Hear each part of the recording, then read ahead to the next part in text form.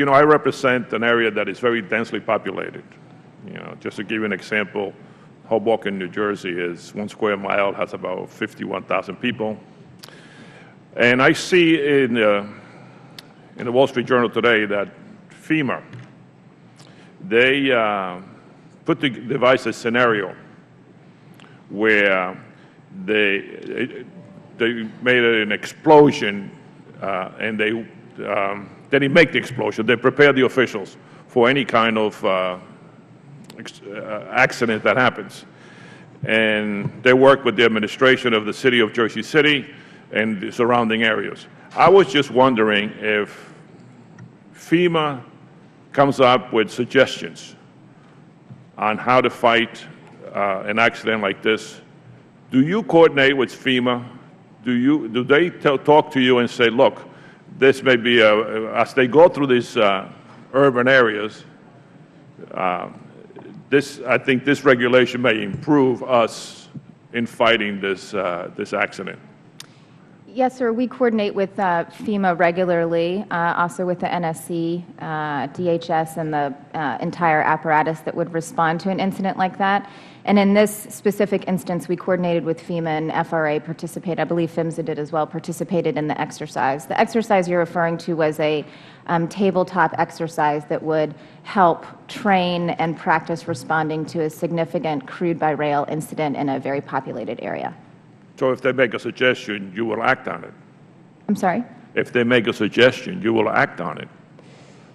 Yes, very much. I mean, we are not necessarily the first responders, but we will coordinate with FEMA to ensure that we are assisting.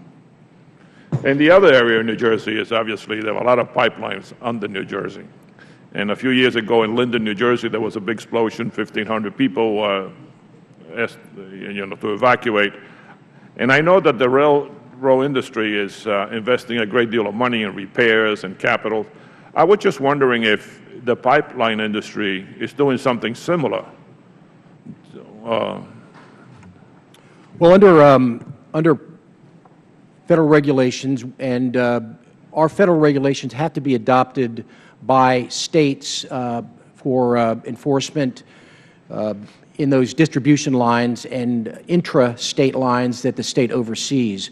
So there is consistency in terms of pipeline safety, which specifies frequency of inspections, how they should be inspected, and again, depending on the age and type of pipeline we're talking about, the best way to inspect for safety is using internal, what we call pigging devices, inline inspection devices. But some pipelines, because of their age or the nature of their construction, are not well suited to those. So the operator has to choose other means of inspecting to ensure that they're safe. And again, it depends on the line. But does the industry do it on their own? Well, let's say we have a pipeline that's 50 years old. They say, well, this may have to be replaced. I mean, do they go out and do it? Or, because I assume that the railroad industry, when they see a track that's not safe, they go out and do it.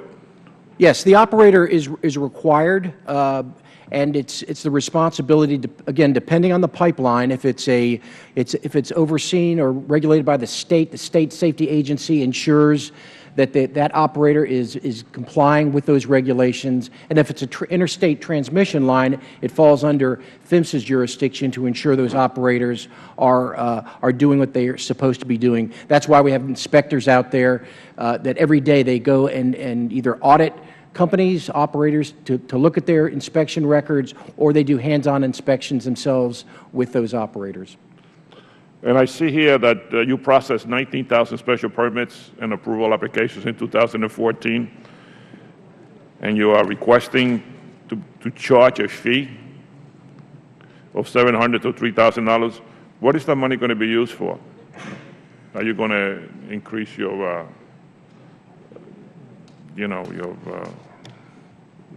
more people, inspectors, and? Well, there's a couple things that sort of address that issue. Some of these special permits can involve the complicated analysis that the fee is intended to help recover the cost, to reduce the burden on the taxpayer, and really the the requesting organization, the shipper, the producer, would pay that fee. We are also trying to reduce the number of special permits that are necessary by looking at past practices and where special permits have been issued over, year after year that demonstrate a good safety record, by moving those into our standard regulations so that a special permit is no longer required, to make the system more efficient. But the fee is intended to help offset the cost of processing these fees. As I said, some of them can be very complicated and extensive. Thank you. Thank you, Mr. Chairman.